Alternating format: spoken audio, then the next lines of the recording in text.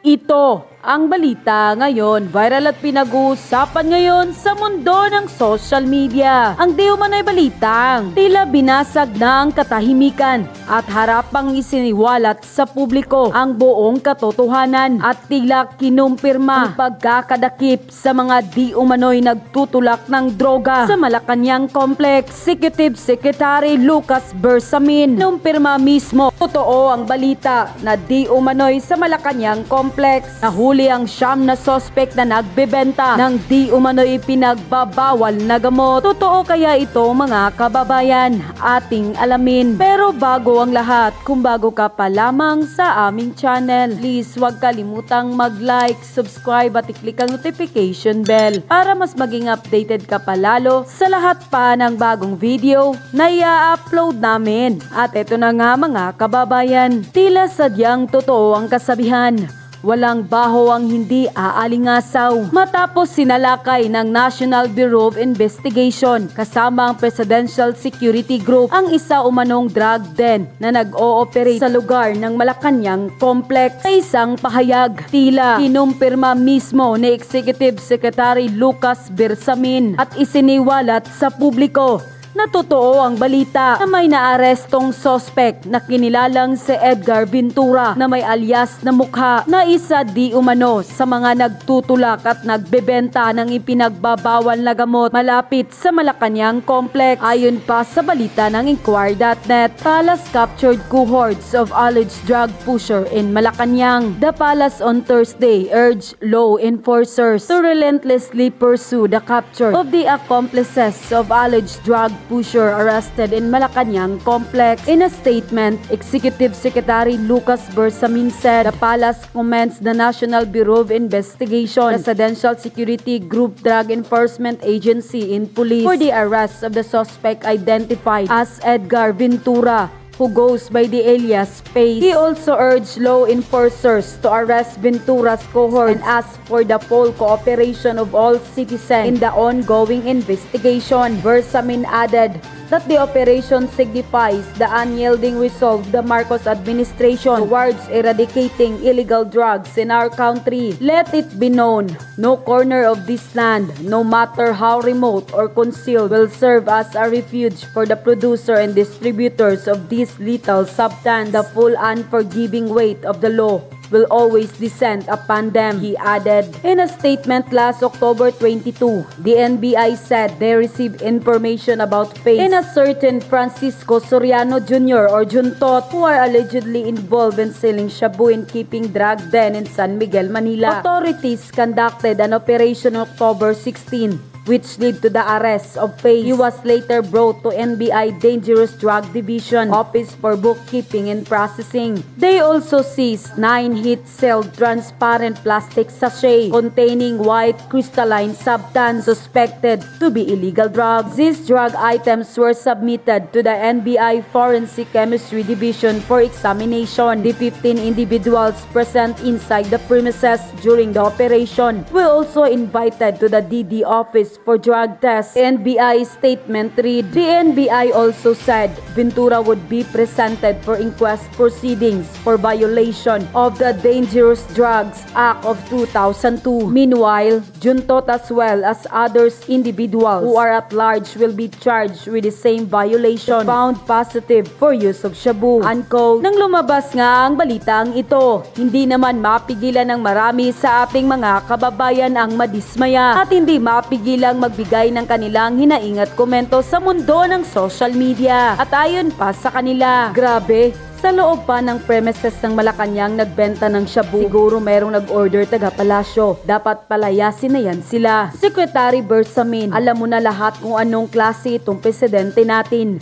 Please speak up na. Maawa na kayo sa bayan natin, lalong-lalo na sa mga incoming na henerasyon. Sobra-sobra na ang lakas ng loob ng mga pusher at addict. Sa loob na mismo ng palasyo nagbintahan daw. Paano na ang Pilipinas ngayon? Dapat mag-isip-isip na ang miyembro ng Quadcom kung tama or ipagpatuloy pa nila ang kanilang investigasyon sa war on drug. OMG, talagang wala nang kinatatakutan ng mga nagtutulak ng droga ngayon. Nasa Malacanang Complex na. Kay PRRD, hindi makalusot iyan. Matindi na ngayon, mismong nasa loob na ng Malacanang Complex sa mga transaksyon. Kailangan maimbestigahan kaagad yan. Grabe, pinagbigyan na ng taong bayan ng mga Marcoses for redemption of their name. Pero sinayang nila ang pagkakataon. Tingnan nyo naman ngayon, malapit pa mismo sa Malacanang nangyayari ang pagbibenta ng pinagbabawal na gamot. Grabe, kawalang galang naman. Tapos, grabe ang Quadcom kumakaimbestiga sa laban ng dating Pangulong Duterte sa ipinagbabawal na gamot noon. Hindi yata nila alam na sa Malacanang Complex may nangyayari ng bintahan. Ayos nako. Puro kasi pamumulitika ang ginagawa ng mga nakaupo ngayon. Halatang pansariling interest lang nila ang iniisip. Unquote. Wait a minute, teka lang.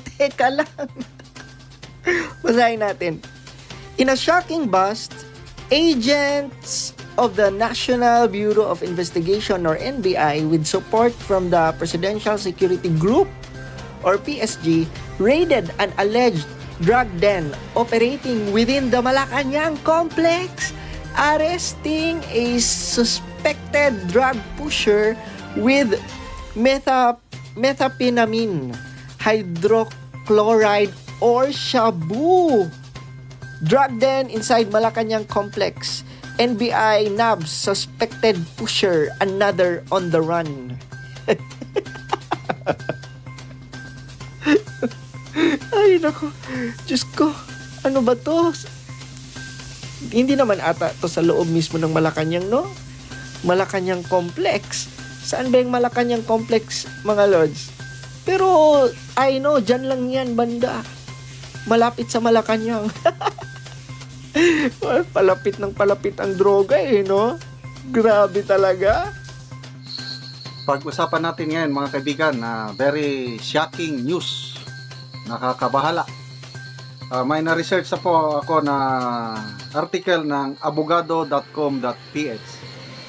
Bagong balita lang ito.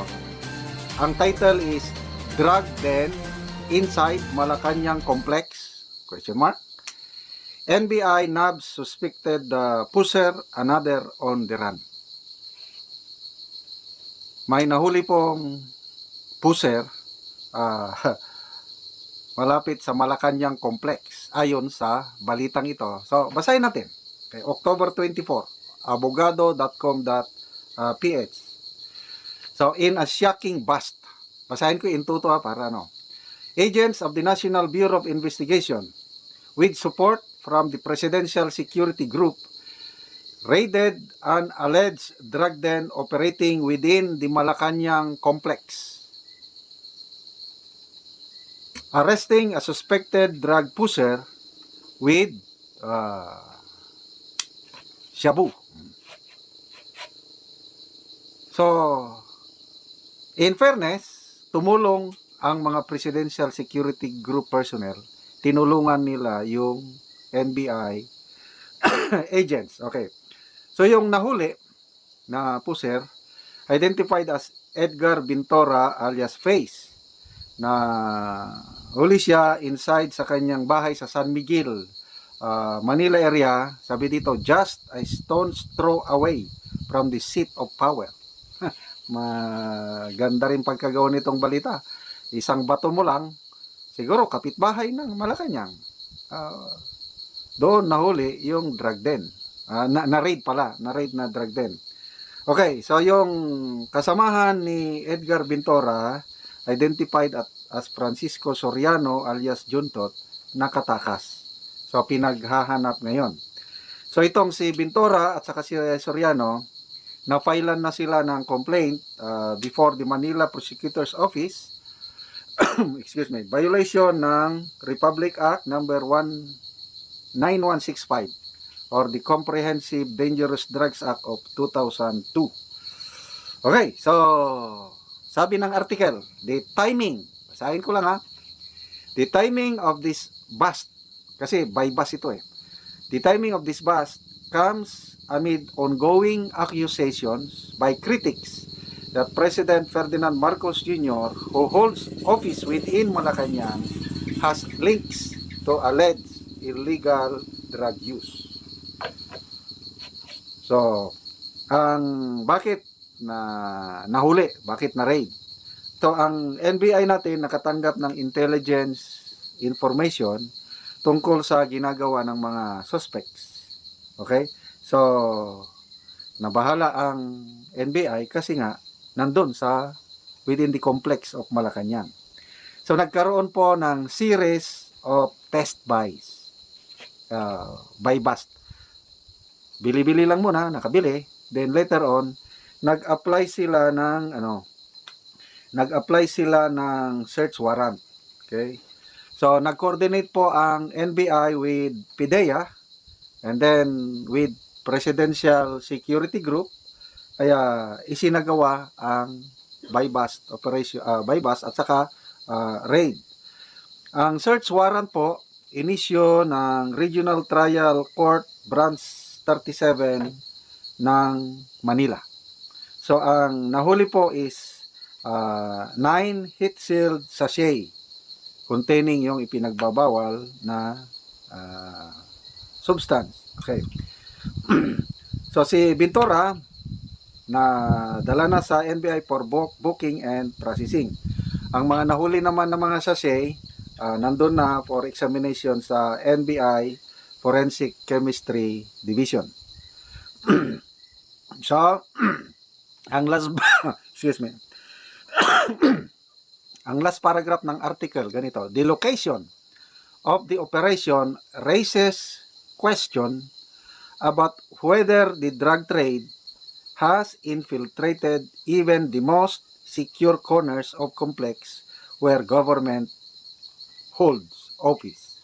So medyo malakas ang patama nitong article kasi nga very bold itong mga taong ito na katabi lang sila ng Malacanang. Bakit hindi sila takot? Yun ang tanong. So, i-relate na natin ngayon dito sa ongoing Quadcom hearing na grabe ang non-stop eh. Pilit nilang pinapakita na there is something wrong sa war on drugs panahon ni PRRD. So, ano ngayon? Anong nangyari? Ano ang kaibahan noon panahon ni PRRD at ngayon when it comes to drug problem? Bumuti ba ang kalagayan ngayon o sumama? Yan ang malaking tanong. Marami ang nagpapatunay na bumuti ang kalagayan ng lugar nila, tumahimik, tumino nung panahon ni PRRD at ngayon mas malala. Isa na yan, yung mag-asawang Gomez, Congressman Richard Gomez at si Mayor Lucy Torres Gomez. Buhing living witnesses na maganda ang resulta ng war on drugs panahon ni PRRD. Si Katunying, ulit-ulit natin ito. Salamat kay Katunying na hindi nag-atubili na depensahan ang war on drugs panahon ni PRRD dahil sabi niya tumino ang lugar nila nang dahil sa war on drugs. Ako rin, dito sa Mindanao, sa lahat ng lugar na napuntahan ko, lahat nagsasabi na napakalaking tulong yung war on drugs panahon ni PRRD. Ano ngayon? Be? Ang dami ko na ring nakakausap na sabi nila, bumalik na. Bumalik na ang kalakaran ng droga. So, maalala ko tuloy yung alitagtag drug, yung nahuli sa alitagtag, Batangas ba yun? Yung pinagmamayabang nila na pinakamalaking nahuli daw na droga sa kasaysayan ng drug enforcement sa Pilipinas. Ilang kilo ba yun? 1,400 kilos. Ano na ngayon? Ano nang balita? Wala na, tahimik na eh. Nakakapagtaka. Biglang tumahimik. So, yung quad hearing, lumalabas doon. Talagang mga matataas na opisyal ng PNP, including generals, nasasangkot sa kalakaran ito. Kaya nakakabahala. Magkaiba kasi ang approach eh. Panahon ni PRRD is kamay na bakal.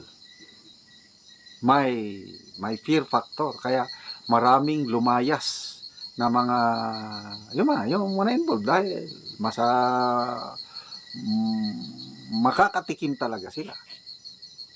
Yan ang sabi ni Yan ang sabi ni Congressman Richard Gomez na hindi mo pwedeng kausapin lang yung mga drug lords o drug pusher may baril. Kailangan ng police operation at in the process ng police operation may mamamatay talaga. At ito na nga kung ano yung tinatawag na alleged extrajudicial killings panahon ng drug war, di kasuhan. Magsampa ng kaso. That's the best, hindi naman perfecto yung war on drugs ni Pierre, kasuhan nyo. Kaya lang, de fact, hindi madideny na maraming tumahimik na lugar, gumanda ang peace and order situation, criminality sa bansa ng war on drugs ni PRRD na pilit na sinisira ngayon. So, good luck sa taga Malacanang. Sana hindi na maulit ito na may ma-raid na drug den within the Malacanang complex. At yun na nga mga kababayan, ano na ang masasabi mo? Kung mayroon kayong hinaingat komento patungkol sa balitang ito, please comment down below. Pag-uusapan natin yan sa comment section. At kung nagustuhan nyo ang video, ay huwag kalimutang mag-like at i-share na din para mas marami pang makaalam at umabot ito sa marami sa ating mga kababayan. Maraming salamat po!